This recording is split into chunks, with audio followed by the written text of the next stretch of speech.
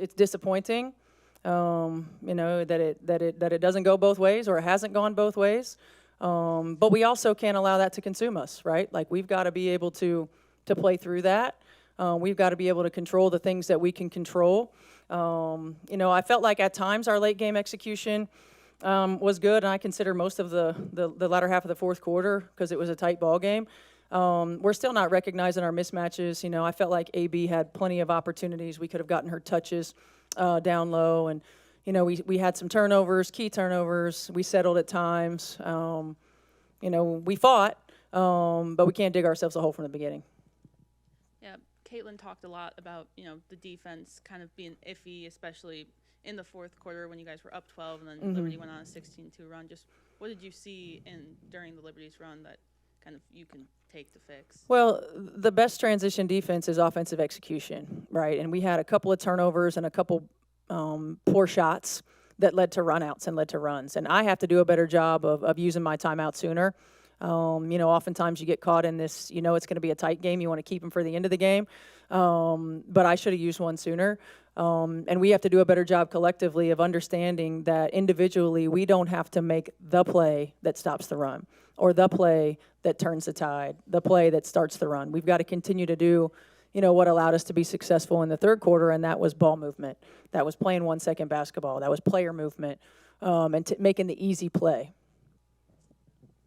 Steph, when watching Caitlin, when she has a little bit of a mini slump for her with three-pointers, are there things you see or even talk to her about it, or you just sort of know she's going to shoot her way out of that? Well, I think she's going to find her way out of it. Now, we've got to get her easier ones. You know, the ones where she's having to, you know, dribble 5 or 6 times and create a shot. You know, some of that is play calling. Some of that is recognition and flow. Some of that is angles of our screens. We got to move her around a little bit more. I mean, she plays pretty much above the break all the time. And sometimes that's easy to predetermine how they're going to play certain actions. So we got to move her around a little bit more in different actions. You know, we'll have a couple of days to get some work in practice, and we'll use that as an opportunity to look at some of those things.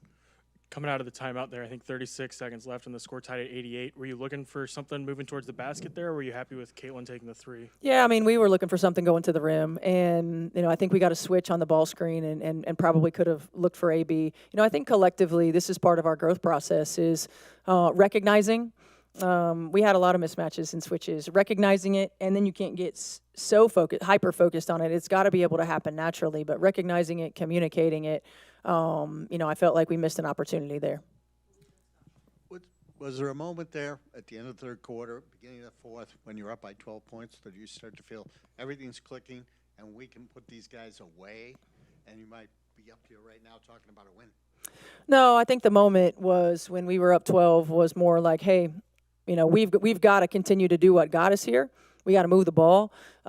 We've got to hit singles, not make home run plays. You know, we have a tendency to try to make the home run play all the time, the dagger or the play that gets the momentum going, or, you know, and it doesn't need to be that way. We can make the easy plays. So those were more of the communications, keeping our intensity level, you know, on both ends of the floor. You can't relax. I mean, the margin for error when you're talking about playing championship caliber teams is so small.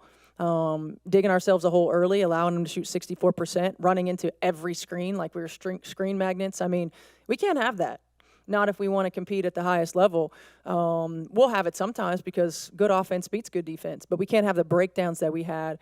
And then when they're making their runs, you know, taking care of the ball, making sure we give ourselves the opportunity for the best shot on the floor.